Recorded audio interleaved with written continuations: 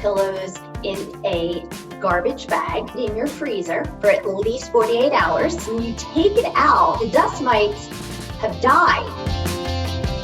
Wash your hair before you get into your bed. Make sure you blow dry it. Humidity can have mold in it.